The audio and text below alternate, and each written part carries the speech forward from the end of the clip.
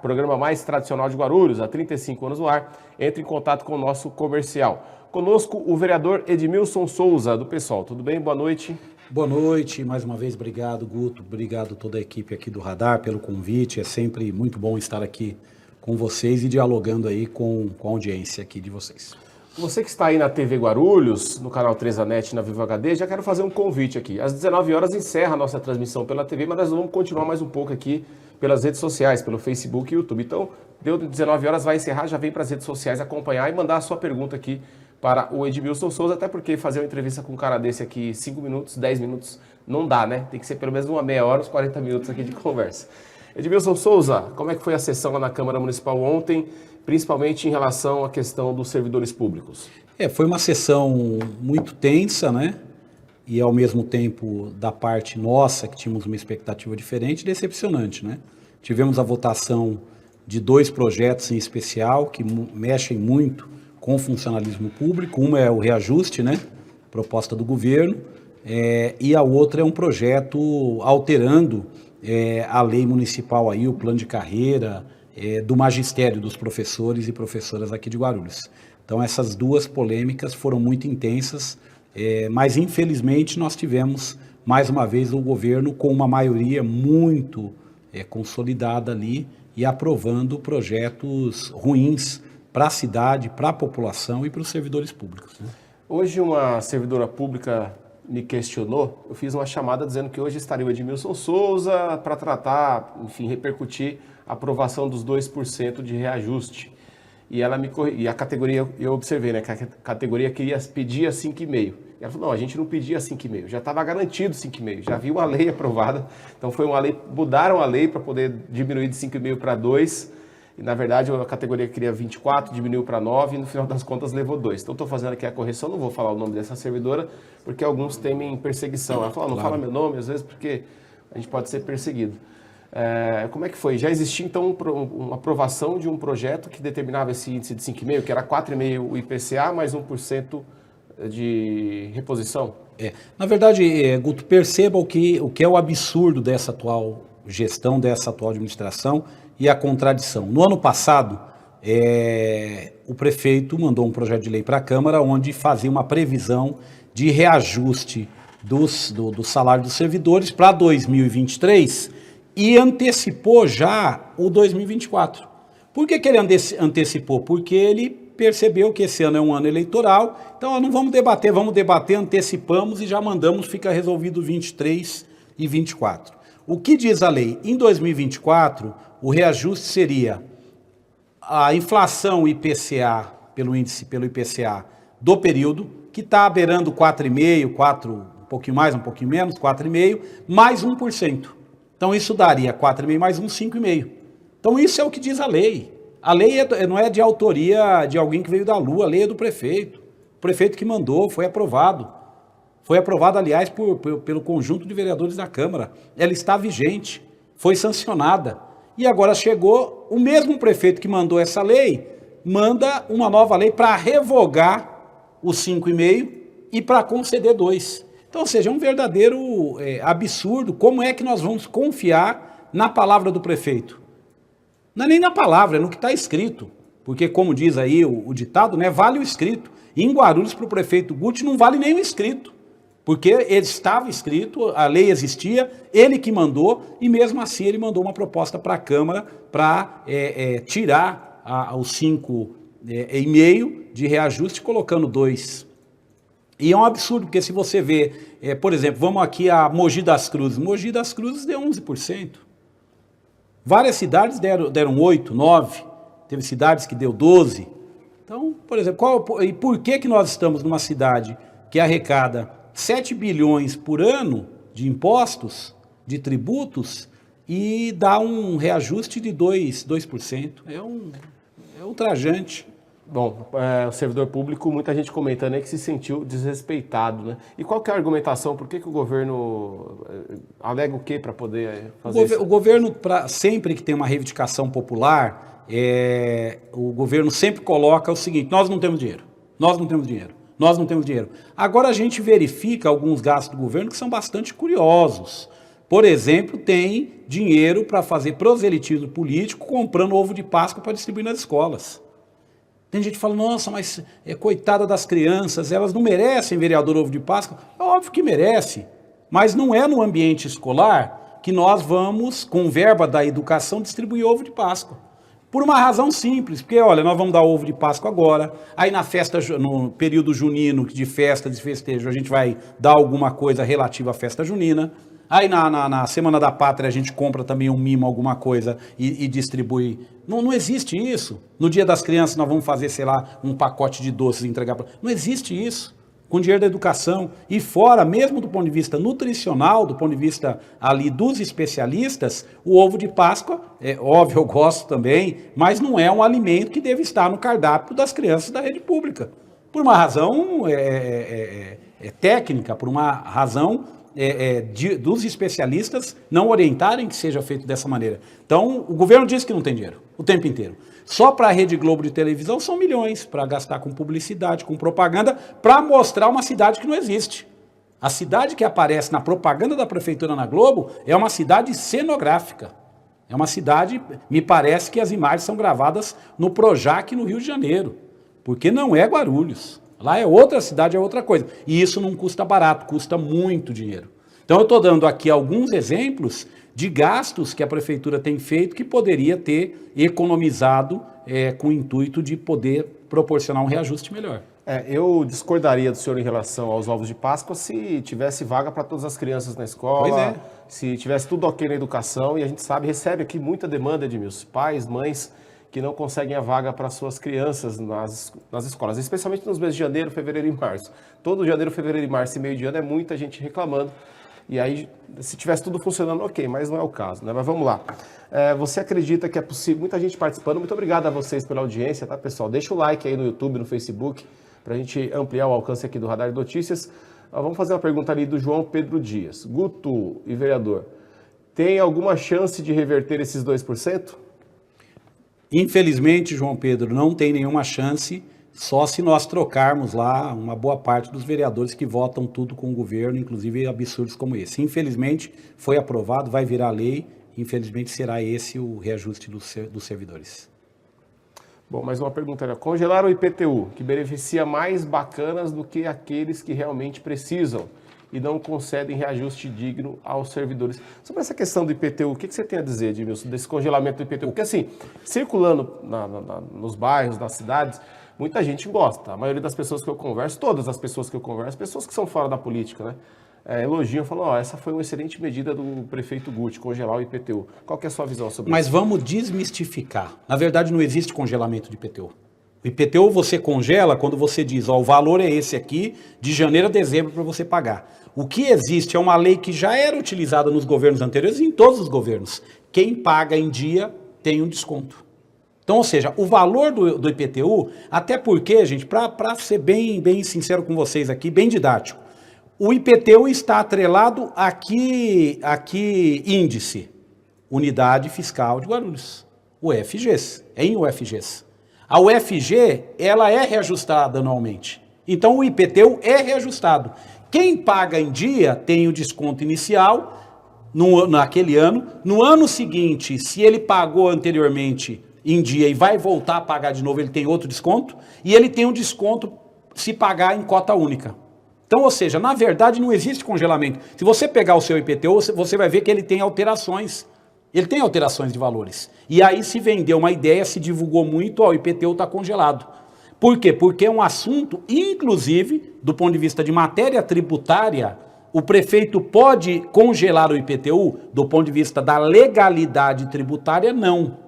Ele tem que fazer a reposição, mesmo que seja mínima, mesmo que seja, óbvio, ninguém defende que aumente o IPTU, que tenha, obviamente que não, mas ele vai fazer ali 0, alguma coisa, porque isso é o que diz a legislação. Por que o prefeito está fazendo isso durante os 8 anos? Que o próximo prefeito vai ter que enfrentar um grande problema, que é o seguinte, como é obrigatório fazer a reposição, ele não está fazendo para deixar essa bomba para o próximo prefeito, para dizer, olha, no meu tempo eu não fazia.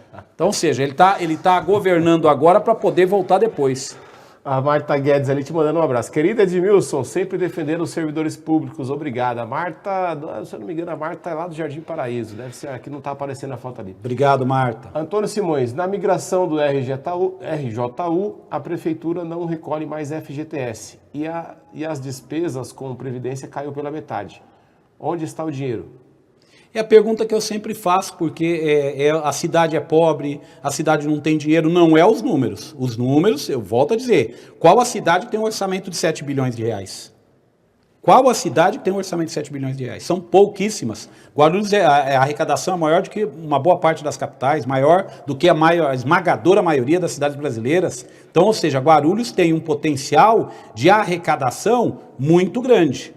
Tem um potencial muito grande de arrecadação e tem arrecadado. O que ocorre é que estes valores eles têm sido colocados em atividades da prefeitura, por exemplo, contrata um aplicativo de marcar consulta para a saúde, milhões de reais e o aplicativo não funciona. Tem avenidas, Guto, que já foram recapeadas 3 vezes, a mesma avenida, recapeou num ano, passou no outro ano, recapeou de novo e tal. Então, ou seja, esse é o dinheiro público que está indo para o ralo, porque tem que se manter esses contratos milionários. Vou te dar um outro exemplo aqui. Nós temos contratos, por exemplo, da coleta de lixo, que é um contrato enorme, e em alguns lugares com um serviço com uma qualidade onde tem muita reclamação, uma ausência de qualidade. As pessoas têm reclamado. É um contrato grande que não se faz revisão nenhuma. Nós temos aqui também o pagamento do subsídio para o transporte.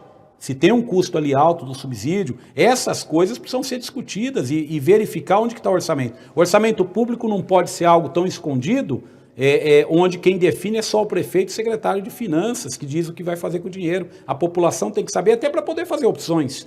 Por exemplo, pode ser que a população diga, na região que você conhece bem, que é a região do Taboão, dizer o seguinte: olha, em vez de recapear Silvestre Pires de novo, a gente prefere que seja feito a construção de uma creche, de uma escola, que seja melhorado a questão do transporte, que os abrigos de ônibus sejam de uma qualidade diferente. A população tem que ser ouvida. O prefeito ganha eleição para ser prefeito, não é para ser CEO de empresa. O prefeito, muitas vezes, ele se comporta como se ele fosse um CEO de uma empresa sem ter responsabilidade com nada, e não como prefeito efetivamente. Por isso eu acredito, creio, que a gente está, neste ano, com uma visão melhor do que é o projeto do Guti na prefeitura. É o descumprimento de promessas que fez, é o não atendimento na rede básica de saúde, caiu muito, você não tem medicamento, se destruiu o que tinha de sistema público de saúde, praticamente. Na educação, com o projeto que foi votado ontem, é a mesma coisa. Está se desconstruindo essa ideia de serviço público na educação, depois eu posso até dar mais detalhes aqui. Esse é um projeto que, por exemplo, eu nunca imaginei que nós teríamos, por exemplo, cozinheiros da rede municipal que não fosse concursado. Nós já temos, está terceirizado. Eu nunca imaginei que a gente fosse construir escolas com dinheiro público para passar para entidades administradas. Isso está acontecendo, é uma realidade já. Então, ou seja, essa desconstrução do serviço público. A Proguaru, que tanto se fala, a Proguaru, 4.700 funcionários foram mandados embora. Com o prefeito dizendo 15 dias antes que, olha, estão dizendo que eu vou fechar ou não vou fechar. Então, ou seja, essa gestão, uma gestão que ao chegar ao 8º ano, o que ela tem que apresentar para a população? Entendeu? Se pudesse responder uma pergunta ao prefeito, se pudesse perguntar ao prefeito, e ele obviamente responder sem muita delonga, eu perguntaria: prefeito, qual que é a sua principal obra na cidade? Qual é a sua principal obra? Porque os outros prefeitos podem dizer: olha, construí X escolas, olha, eu construí o hospital em tal lugar, olha, eu resolvi o problema do abastecimento de água. Pode dizer: olha, isso aqui era um problema. Eu gostaria de perguntar, daria até uma chance para o prefeito, para não ficar em uma só, faz as 3 principais obras. Quais são as 3 principais obras do prefeito Guti que a população, quando bate o olho, fala: isso foi feito pelo Guti? Não existe. Não existe. Não tem uma escola construída. Não tem uma unidade. Em 8 anos. Quando você deixa de construir uma escola em 8 anos, significa que acumula vagas. Acumula pessoas que querem entrar. Vai acumulando o pedido de vagas ali. 8 anos. Quando você não constrói unidade básica, você superlota as que já existem. Então, ou seja, essa é uma administração que, ao meu ver, não tem nenhum legado. Absolutamente nada. Eu ia te perguntar isso, né? Obviamente, o Edmilson Souza é um vereador de oposição, ou seja, ele é crítico à administração do prefeito Guti. E acompanho sempre as sessões, então o Edmilson está sempre trazendo ali alguma crítica. Mas vamos falar aqui, quais são os 3 principais erros que você vê que o prefeito cometeu durante a sua administração e se você enxerga também alguns acertos? Erro do começo da primeira gestão, colocar nos cargos importantes da prefeitura os amigos. É isso. O entorno do prefeito foi feito nomeações que eram os amigos. Pessoas próximas e tal que não tinham competência nenhuma. Quantas vezes nós trocamos de secretário de saúde? Será que nós não temos um santo nessa cidade, que seja da área de saúde, seja médica, seja enfermeiro, seja médico, seja enfermeiro, para poder assumir, que tenha competência? Por que trocou tanto? Secretaria de Educação. Nós tivemos gente na Secretaria da Educação que nunca pisou numa sala de aula, não tem conhecimento absolutamente nenhum. E não é possível que numa rede municipal de 10 mil educadores não tenha uma pessoa lá que diga, olha, esse aqui conhece, eu vou colocar. Colocou quem? Os amigos, para administrar. Hoje as secretarias estão, a Pro Guaru está com um problema. Por quê? Colocou na Pro Guaru quem? Os amigos, para administrar. Então um erro gravíssimo de confundir a prefeitura com um clube de recreativo para encontro dos amigos. Então, primeiro erro. Segundo erro, não tem projeto. Qual que é o projeto para a mobilidade urbana? Não tem. Qual o projeto? Não, para daqui 10 anos, o que nós vamos fazer para daqui 10 anos? É corredor de ônibus? É transporte sobre trilhos? Vamos buscar financiamento internacional para isso? Qual que é a saída? Não tem. Esse governo não tem nenhum projeto. Para a mobilidade, para a questão educacional, para a questão da saúde. Moradia, 150 mil é o nosso déficit de moradias. O governo federal está aí anunciando, fazendo liberação de recursos. A prefeitura sequer tem projeto elaborado para disputar os recursos do governo federal. Sequer projeto elaborado. Dizer, olha, esse aqui nós vamos conseguir fazer. Os erros, na minha opinião, é uma equipe ruim com uma ausência de projeto. Projeto não é aquilo que a gente vai tocando de acordo com como vai aparecendo a demanda. O gestor público ele tem que se antecipar. Ele tem que perceber para onde a cidade está crescendo, qual o tipo de vocação econômica, porque se falava muito do seguinte, não, esse prefeito está vindo aí, o prefeito está vindo porque ele está junto com os empresários, vai ter... Cadê o parque tecnológico? Você sabe quem que é o secretário do Desenvolvimento Econômico, que é o SCD7? Sei. Eu não sei. É o Jorge Tayar. Ah, eu já... De tão importante, tem feito tantas coisas boas que eu não lembrava do nome dele. Você está entendendo? O que eu estou dizendo é o seguinte, não é a crítica pela crítica, mas eu acho que tem que ter uma situação onde a pessoa faça um planejamento de curto, de médio e de longo prazo para uma cidade desse tamanho. Vou te dar um outro exemplo muito concreto. O problema do aeroporto, se tentou trazer um trem até lá, se trouxe, depois percebeu que o trem estava para fora do aeroporto. Agora se investiu num trem que vai transportar os passageiros para os terminais. Como se o aeroporto fosse um lugar onde toda a cidade fosse para lá para andar de trem. Não é. Então, ou seja, o prefeito sequer nesse período disse, olha, vou contratar um estudo, contratar um projeto para que a gente faça aqui a continuidade dessas linhas. Ele que se diz, olha, não, o PT não falava, não dialogava com ninguém, nós vamos dialogar com o governo do Estado. Até agora não tivemos nada do governo do Estado aqui. Absolutamente nada. A única coisa que o Tarcísio está trazendo aqui para o município de Guarulhos é um candidato chamado xerife do consumidor. É isso que ele está trazendo. Trazendo não, impondo. Qual que é a obra do governo do Estado? Nós temos um hospital estadual apenas no Parque Secap e o Padre Bento. Guarulhos do tamanho, não mereceria pelo menos mais um hospital? Seja na região do Taboão, seja na região do São João, seja no extremo da cidade, na região do Vilani, Guaraci, para atender aquela ponta da cidade? Não tem. Isso o prefeito peca. Então, eu acho que os erros são esses. Você me pergunta o seguinte, os erros e os acertos. Como é que eu vou te falar de acerto do prefeito? Do ponto de vista de realização, nenhum. Tem gente que fala assim, não, o prefeito, ele acertou porque ele resolveu o problema da água. Não, ele não resolveu. Ele não resolveu. Ele repassou, ao meu ver, em péssimas condições, o SAAI para a Sabesp e continuamos pagando uma dívida. Quanto que vale uma empresa que tem uma carteira... Falei hoje isso numa reunião. Quanto vale uma empresa que tem uma carteira de 380 ou 350 mil clientes? SAAI tinha. Era uma empresa que tinha uma carteira de 380 mil clientes. Ou seja, essa carteira no mercado Se for para privatizar, vale quanto? Na verdade, nós não recebemos nada. Repassamos o serviço para a Sabesp administra e nós continuamos pagando uma dívida para eles. Ou seja, se deu de graça pelo próximo período de 40 anos. Com a proposta do governador Tarcísio de privatização, que eu sou contra, o que vai acontecer? Vocês acham que vai privatizar para deixar a água mais barata? Quem está nos ouvindo, quem está nos assistindo? Vai privatizar para a empresa que assumir vai dizer, não, realmente nós vamos baixar? Não vai. Difícil, hein? Não é? Até porque uma empresa, todas elas têm esse papel, a empresa tem que ter lucro mesmo. Se eu sou um acionista, ou se eu compro a Proguaru, por exemplo, ou qualquer outra empresa aí, a Sabesp, eu vou passar a administrar visando lucro, é assim que funciona. A empresa está aí para ganhar lucro. Por isso que algumas questões a gente tem que refletir bem se vale a pena ou não privatizar. Pessoal, pediu para você comentar da Proguaru também na audiência aí, nos comentários. Até o final do Se programa... você acha que a Proguaru foi um erro ou não aqui. Até o final do programa eu vou tentar lembrar alguma coisa que eu possa elogiar do prefeito Guti. Vou tentar, vou fazer um esforço. Sobre a Proguaru, tem gente que fala assim, não, mas é um absurdo, não tem que ter empresa pública, olha, a iniciativa privada trabalha muito melhor. O hospital HMU está sendo gerenciado, desde que o Guti entrou, pela iniciativa privada. Melhorou o atendimento? Não. Tem gente que fala, não, mas parece que parou de reclamar, né? Quando as pessoas param de reclamar, não é porque melhorou o atendimento, é porque as pessoas viram que reclamar também não resolve.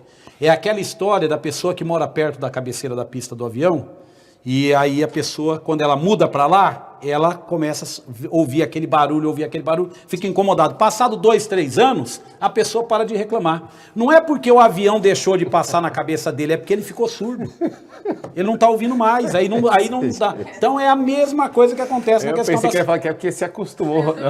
Não, é porque ficou surdo, não está ouvindo mais direito. Então, ou seja, perdeu a audição. A mesma coisa é esse serviço que eles diziam que iam fazer. A Proguaru era uma empresa que a gente conseguia numa enchente, numa determinada emergência, contar com os trabalhadores, com os funcionários da Proguaru. Hoje, tem gente falando, não, mas contratou as empresas, hoje está fazendo e tal, continua muita reclamação. A zeladoria da cidade, as pessoas falam, melhorou. A minha opinião é o seguinte, a sensação é de melhora porque entrou recap, entrou outras coisas. Algumas praças da cidade, o mato está tomando conta. Aliás, estive hoje de manhã correndo ali no Lago de Vila Galvão, umas voltas lá, e 3 pessoas diferentes me pararam, até eu estou ficando famoso na cidade, que me pararam, fala lá no radar aqui da condição aqui que está o Lago dos Patos. E realmente o piso tudo irregular, desnível, um idoso caminhar ali é perigoso. Eu não sou tão idoso assim, mas correndo a gente já percebe o desnível, pode machucar o joelho. É um equipamento público que a prefeitura deveria revitalizar também, já que você comentou aqui sobre a questão das praças. São várias praças. Se você andar pela cidade, você vê que de fato não tem ali uma manutenção mais constante das praças da cidade. Então eu acho que a Proguaru faz falta. O erro do prefeito, entre outras coisas, é achar que a Proguaru não servia porque fechando ia economizar. Esse era o discurso, que tinha uma dívida de 380 milhões. 380 milhões era a dívida da Proguaru, se gasta isso anualmente com as empresas contratadas e um pouco mais para fazer esse serviço. Então, ali eu acho que foi uma vontade de demonstrar modernidade, dizer, não, vamos terceirizar, vamos falar bem a verdade? Nós, hoje, a cidade não tem nenhuma empresa pública. Uma cidade do tamanho de Guarulhos não tem nenhuma empresa pública. Absolutamente nenhuma.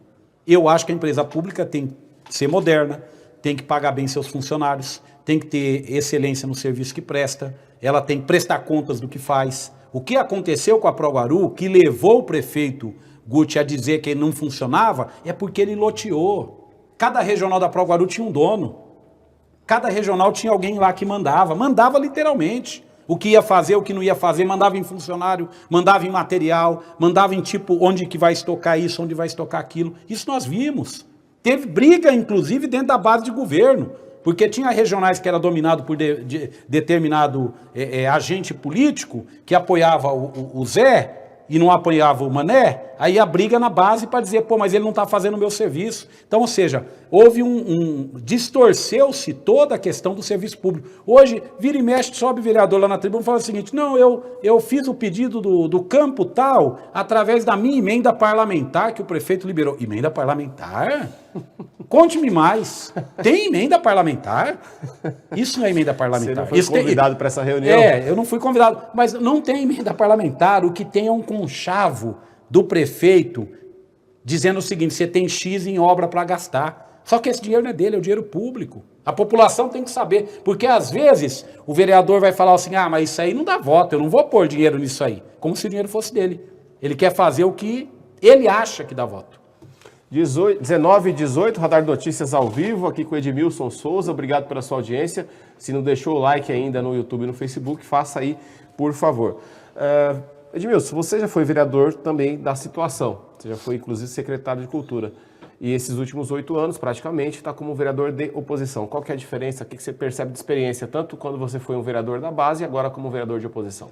Olha, quando eu fui vereador da base, primeiro que eu votei alguns projetos, mesmo sendo projetos do governo. Vou te dar um exemplo. O prefeito Almeida queria, porque queria uma época, fazer um negócio chamado securitização da dívida. Ou seja, vender a dívida da prefeitura para um banco, para uma instituição financeira, ele compraria a dívida, iria cobrar essas pessoas, processar. Então, ou seja, quem ia pagar com isso é as pessoas que devem o IPTU, que ficou desempregado, eles iam ali para o protesto e tal. Eu fui contra, mesmo sendo um projeto do governo. O último ano do governo do Almeida, fui eu e outras pessoas que entramos quando ele deu um reajuste 3 vezes acima da inflação do transporte público, da tarifa. E as pessoas falam, nossa, mas você é aliado do prefeito e faz desse jeito. Eu falei, não, eu não sou aliado do prefeito, eu quero que o prefeito seja o melhor possível. Mas se ele errar, eu não vou andar no erro com ele. Eu tenho que dizer, prefeito, aí nós não vamos. Então a diferença que eu vejo hoje é que tem muito uma bancada do amém, do sim senhor na Câmara. Isso é ruim para a democracia, isso é ruim para a cidade. Qual a diferença que tem efetivo? Que muitas vezes a pessoa nos procura para resolver um problema e a gente não consegue resolver, porque quando o pedido chega por nós, muito secretário olha e fala, não vamos atender. Que é ruim. Está errado a forma, mas nós fazemos a nossa parte, inclusive de dizer isso para a população. Dizer, é um direito seu, está sendo negado, porque você tem um posicionamento político mais à esquerda ou mais ao centro. Então, ou seja, eu vejo uma diferença hoje que falta vereadores hoje que atuem como agentes políticos. No conceito da palavra, eu sou um agente político. Eu estou aqui porque eu recebi o voto de parcela da população. Disse ontem na Câmara. Eu disse o seguinte, olha, vocês estão aprovando e aprovaram 2% para os servidores, eu estou na tribuna, fiz obstrução o tempo inteiro, apresentei 20 emendas, eu fiz 20 emendas para poder obstruir, para poder dizer para aqueles vereadores que eles não poderiam fazer daquele jeito, dizer para o prefeito que não poderia ser 2%. E disse, olha, eu saio daqui, vocês acham que ganharam, vocês estão vitoriosos. Vocês derrotaram quem mesmo? Vocês derrotaram o servidor público, que na campanha vai lembrar de vocês, vai lembrar do voto de vocês. É isso que eu disse. E sair de lá de cabeça erguida pela porta da frente. Eu não tive nenhum problema de sair pela porta da frente. Eu nunca vou para uma sessão da Câmara, não passa pela minha cabeça, qualquer sessão daquela, eu ter que sair pela porta dos fundos. Isso eu não vou fazer. Porque se as pessoas que vão lá têm uma reivindicação justa, e a maior parte das vezes que as pessoas se mobilizam são por reivindicações justas. Nós não podemos virar as costas para essas pessoas. O Guti só é prefeito porque ele navegou na onda lá atrás de defesa do servidor público, subindo inclusive no caminhão, no carro de som do sindicato, para poder fazer proselitismo político e dizer para o servidor que ele era o melhor vereador, o mais amigo dos servidores, e se ele fosse prefeito, ele ia dar inflação, ele ia repor as perdas, ele ia melhorar as condições. Ele ia ser contra as perseguições que ele dizia que existiam na máquina pública, e quando ele assume e senta na cadeira, ele esquece. Qual a vez, depois que o prefeito se elegeu, que, por exemplo, ele foi numa assembleia no sindicato? Não está proibido o prefeito ir lá. Não está proibido. O prefeito pode dizer, olha, eu quero ir aí hoje dialogar com a categoria. Olha, eu quero uma reunião aí com os representantes de vocês. Quantas vezes ele foi? Nenhuma. Ou seja, o que ele falou na campanha, ele esqueceu no dia que ele foi eleito.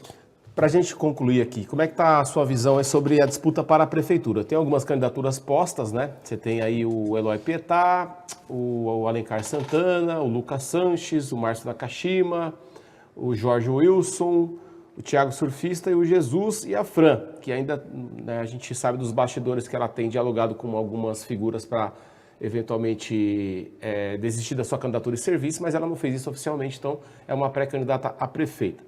Como é que você está vendo esse cenário? Onde você se posiciona? Eu acho que o cenário hoje da disputa para prefeito, ele está ganhando contornos de uma disputa, de um acirramento, uma polarização entre uma candidatura à direita e uma candidatura à esquerda, do campo progressista. Por que eu digo isso? Porque, na verdade, cada vez mais as eleições se polarizam. Está difícil hoje para um candidato se identificar como terceira via, não sou nem esquerda nem direita. Hoje está mais polarizado, ou você está aqui ou você está aqui. Não tem mais como você ficar andando em cima do muro. Então acho que vai ser, primeiro, uma eleição polarizada entre esquerda e direita. Não sei se você viu a pesquisa Paraná que saiu. Vi. A pesquisa Paraná que saiu, olhando os números, uma pessoa perguntou a minha opinião, o que eu achava. O que me chama a atenção na pesquisa? Nós temos o Eloy Pietá, em primeiro, estagnado.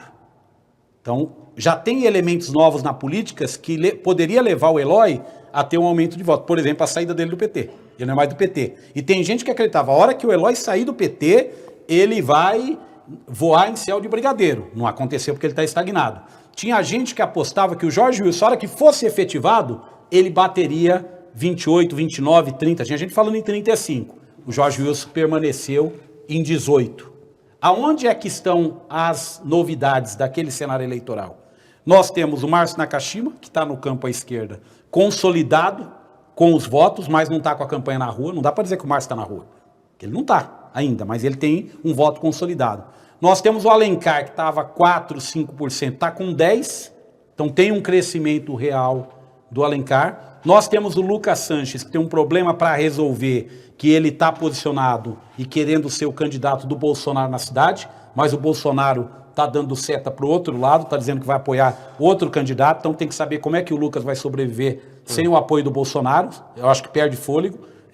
Então, para mim, o que acontecerá, e fora o Lucas, segura também o crescimento do Jorge Wilson, porque os dois estão disputando ali os mesmos apoios. Então ele vai, é como se o Jorge tentar subir, o Lucas puxa ele com a perna para baixo, entendeu? No caso do campo onde eu me posiciono, o PSOL tirou uma decisão, a nossa federação, onde o PSOL tem maioria, tem quase que 80%, nós tiramos já uma decisão de apoio à candidatura do Alencar, do deputado Alencar Santana, é a nossa opção, me posiciono aí. O que acontece nessa disputa do Eloy? O Eloy fez um movimento, na minha opinião, um movimento à direita, trazendo uma figura da direita para poder compor. Ele está fazendo um movimento à direita. Só que esse movimento à direita dele não tem feito com que ele deslanche, com que ele cresça na pesquisa. E fora, a população não sabe ainda que o Eloy não é o candidato do PT e não é o candidato do Lula. Porque o Eloy é muito identificado com o PT. Então, na eleição, vai ter muita gente que vai lá e vai digitar o 13, que é o candidato do Lula, e não vai ser o Eloy que vai aparecer na foto. Porque o candidato do Lula e do PT é o Alencar. Por isso eu acredito que o Alencar, quando se colocar para a sociedade como candidato do Lula, com o Lula vindo na cidade, o Lula não vai vir na cidade para dizer, olha, vote, você que gosta de mim, você que me avalia bem, vote no Alencar ou vote no Eloy, que tanto faz. Não, o Lula vai vir aqui para dizer o seguinte, acabou a brincadeira, o meu candidato em Guarulhos chama-se Alencar Santana, quem quiser vir, vem comigo, é com o Alencar. Então, ou seja, o jogo vai começar muito duro, então o Alencar, eu acho que cresce naturalmente, o Eloy é difícil se sustentar, porque as novidades já apareceram e não há um crescimento. Eu acredito que se não tiver uma estratégia rápida ali de marketing, porque o Eloy precisa dizer o seguinte, ou ele se posiciona dizendo, mudei, não sou mais do PT, estou fora do PT e estou navegando aqui. Porque a sociedade vai querer saber disso. Ou o Eloy precisa dizer, não gente, eu não mudei, eu estou meio lá, meio cá, que também não funciona. Então eu acredito, nessa polarização, acredito que o Alencar está num processo de crescimento e esse crescimento vai se intensificar. O Jorge Wilson, com o apoio da máquina, é natural que suba alguns pontos, a dificuldade dele é que tem gente para puxar para baixo e não há um consenso no apoio. Aquela foto que tirou quando o Guti apresentou o Jorge Wilson como candidato, só tem uma pessoa sorrindo. É só o próprio candidato. Os outros estão tudo com uma cara feia, que parece que teve uma briga de meia hora de pancadaria antes de anunciar. Então, ou seja, como é que ele consegue amolecer o coração desses vereadores, desses candidatos? É muito difícil. Então, na minha opinião, nós vamos, mas acredito na força da máquina, acredito que vai ter tudo isso, vai se jogar peso, mas eu acho que isso começa a se consolidar, na minha opinião, nessas mudanças que teve, Eloy anunciando qual partido que vai, o Alencar se colocando de forma mais efetiva, o Jorge Wilson sendo anunciado, nesse quadro, essa pesquisa da Paraná já capta um pouco do sentimento que se tem. É muito cedo para falar? De forma definitiva, sim, mas alguns elementos eu acho que tem. Tá certo, Edmilson Souza, muito obrigado pela entrevista, também pela aula política aqui, para quem acompanha aqui o Radar de Notícias também. O Edmilson é professor também, tem essa característica também. Sobre a questão do xerife, eu tenho percebido o Guti está se empenhando mais com o xerife, viu? Parece que aquela resistência está diminuindo, mas vamos ver como é que vai ser o andar da carruagem. Será que o empenho não é só para mostrar serviço agora na largada e depois dizer, olha, agora o candidato tem que andar sozinho? Porque sabe como que é empenho? Candidato de máquina, eu já fui da situação, sei como é que funcionava. Candidato da máquina chega assim, olha, quais obras nós vamos inaugurar? Que eu vou levar, o Guto é meu candidato? Eu estou na máquina? Guto, você vem comigo. Vamos inaugurar, esse aqui é o Guto. Melhor cara que tem nessa cidade, está ajudou a fazer essa obra, aquela. O Guto vai levar o Jorge Wilson aonde, meu Deus? Vai levar no chafariz do Bosque Maia, que ele fez? No retorno da Paulo Facino, que é uma vergonha? Ele não tem onde levar o Jorge Wilson. Ah, não, pode levar. Aí, você falou, sempre tem alguma coisa boa que a gente pode lembrar. O Guti é o prefeito que mais inaugurou supermercado. Porque como ele não tem obra para inaugurar, abre um supermercado, parece que ele fica olhando as ofertas. Abre um supermercado, ele aparece. Pode ver, entra na internet, inaugurou o supermercado, o Guti está lá. Só que a obra é privada, ele não fez absolutamente nada, ele aparece, como ele mesmo disse, só para cortar a fita. Bom, 19h29, ponto final dessa edição do Radar de Notícias. Muito obrigado, Edmilson Souza, e até uma próxima. Obrigado a você mais uma vez. Um abraço, boa noite. Até a próxima, se Deus quiser.